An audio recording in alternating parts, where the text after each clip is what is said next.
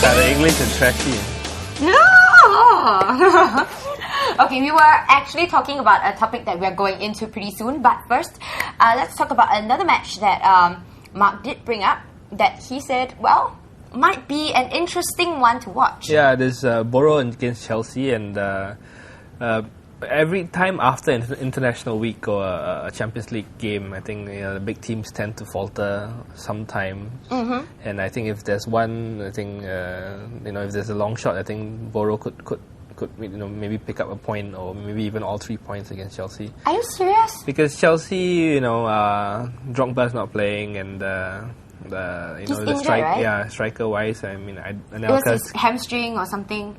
I don't know exactly which part of his body, but I think part of his body kind of went wrong. I think mainly it's his head, because his head's always been. His head was never right. Yeah, it's never right. Will never be right, but yeah. But Chelsea do have the class to still do the job. Yeah, but you never know. Borough, I think, has always been a tricky place. Yeah, I think to follow on that and something that Sean mentioned during the break, this is the sort of game that Gareth Southgate will be loving. He's got nothing to lose. It's Stamford Bridge. They're unbeaten for how many games? No, it's at Borough. Eh? Is it? No, yeah. is it? Riverside. Oh, sorry, my mistake. Okay. But I even then, yeah, he's got nothing to lose because they are the champions, sitting on top of the table, and he'll tell his team, just go out there and play. It's for them to beat us. And I think, as Mark rightly pointed out, if Chelsea are not at the top of their game, I think they will be, because Scolari is another good disciplinarian.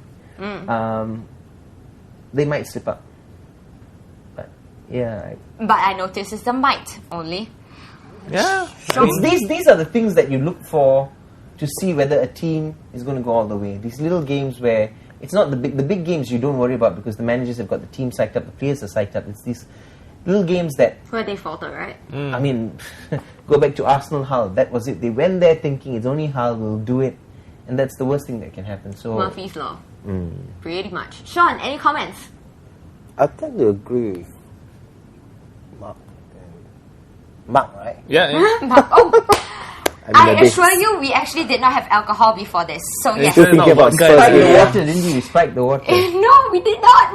But yeah, you The thing is, Borough, they have the tendency to play well against, especially the big four. They've beaten Man U, Chelsea. Yeah. Another team is Everton. you can say. And then another team which will surprise is Fulham. Yeah. I find it's sometimes on off all this. Even though he can be. Hello, the surprising one of this whole season I thought has been Hull, but I did tell everyone to watch out for them. Yeah. Based on?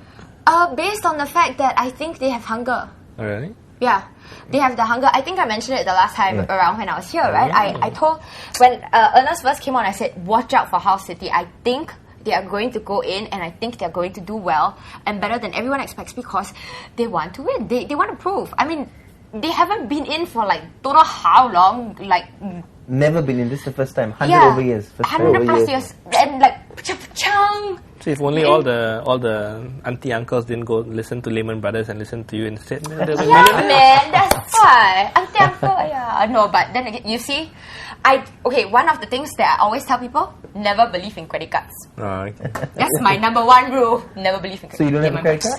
No, never. I should consider you as a girlfriend or something and no credit card. So you've got one. Value added. Okay, now we are going to talk about. Well, you actually aptly brought it up because these people have spent tons and tons of money on behalf of their, husbands or boyfriends and us, or partners, or whatever you call Miss them. Right Now or whatever. Oh yeah, Miss Right Now. And we're going to take a look at some of them. Oh. Now that is whose favorite? That's my personal favorite. Your I'm not talking about favorite? Ashley Cole, but yeah. Cheryl Tweedy and Ashley Cole. And this is Colleen Wayne Rooney. Okay, she doesn't look so glamorous in that bikini though, but she's a real woman as other women. Okay. And Frank Lampard. Oh yeah, you can watch here. Oh, okay. There you go. So that looks like an FHM shot over there. And Emma Hadfield. With Gary, I would say looks scary in that picture. Scary Neville. He's a face only a mother would love. Lisa and Michael Carrick. She looks slightly like a really Southampton set kind of a girl. And we also have Michaela Henderson-Thyme with Michaela. Do you call her Michaela? Michaela, I think. Michaela. She always seems to be in a bikini. Those were the only shots we could find. No clothes with her. Nicola Carragher, of course, with her hubby, Jamie. She looks a bit like Lindsay Lohan in the side profile over there, does, Slightly. A sober Lindsay Lohan. Sober. So she doesn't look like Lindsay Sober, Lohan. yes. And of course, the most famous wag of them all, we have, of course, Victoria Beckham. And everybody knows how she looks, so, that one we don't have to see. Now, you guys, Elkie Fish, you are bad boy. Down. Anyways, meanwhile, we wanted to ask you guys, how do you think wags actually affect the players? Well, coming in what's in the news this week, I think Rio Ferdinand came out and spoke about how he's finding this whole culture under Capello very refreshing, in the sense that wags are not even a thing, in the British, in the English football camp. Wait. For the people who don't know, what are wags? Wags are wives and girlfriends. I see all guys saying that in unison. Okay, go ahead. Wives and girlfriends, and why aren't they good? Yeah, because for one, when I was covering the 06 World Cup, Baden-Baden, which is a small rich spa, is basically the spa capital of Germany. Basically got overrun by all these paparazzi reporters and all that, trying to get pictures of Victoria Beckham shopping or whoever going to the spa. Who. You didn't like the fact they weren't taking photos of you? Well, compare me to them. Were you taking photos of them? Yeah, probably one of them. Did you? I did. Oh, he actually did take a photo. I think we did see that. I don't know if we have it. Do we have the photo of Victoria Beckham inside? Because actually Mark did take a photo. Well, we'll put it up later. He actually did take a photo of Victoria Beckham, when I was covering the World Cup. Yeah, he did, and she had one of her sons with her at that point. Yeah, I don't know which one, but which one? It was one of the either Cruz or like Beckham's son. Brooklyn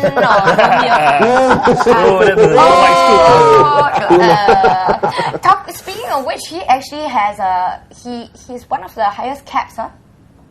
Yeah. I heard an interesting thing. I was just reading on the web. You don't know what to believe, but it seems someone who knows someone in the FA was just writing that. So fishy, someone who knows someone.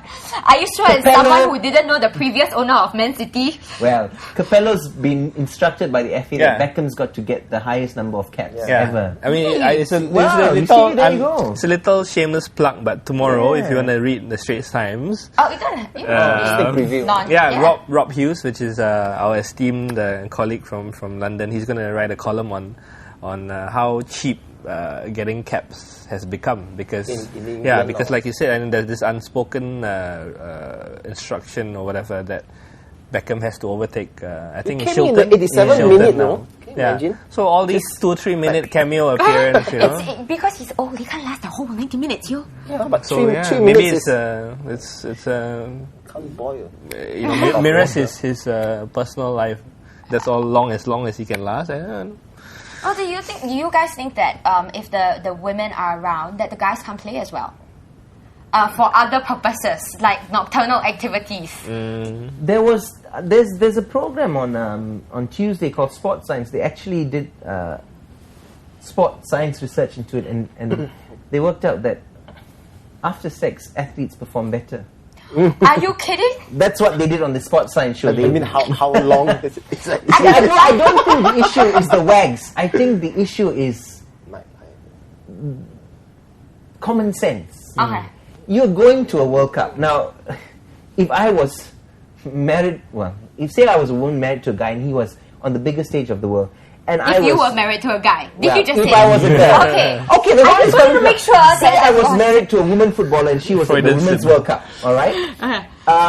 I would be happy for her. I want her to do well. I'll do everything in my power to make sure she wasn't tired. She was happy. She was happy. She was happy or satisfied, able to focus. Alright? Okay. So you take it the other way.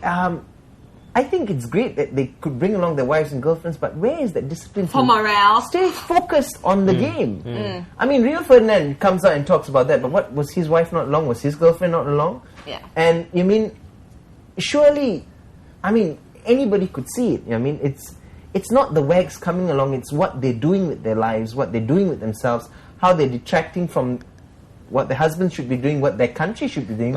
Most of them are English anyway, so surely they want England to do well. Okay, and in a way I do agree with you, but also I disagree in some parts, because I think it's not just the wags. I think because it happens to other countries as well. I think in Brazil they have their wives come along. And they are No problem. And the smaller teams as well. I mean, I'm sure your Croatia, your Germanys, and all that. They have time off or day off, and it's 1 month. It's when a freaking they go long. and find trannies. Yeah, it's a very long tournament. So you obviously need the wives and all that to be there. But I think it's the British press that have made the wags bigger than they should ever have been. So they're bigger, even though they're skinnier. Okay.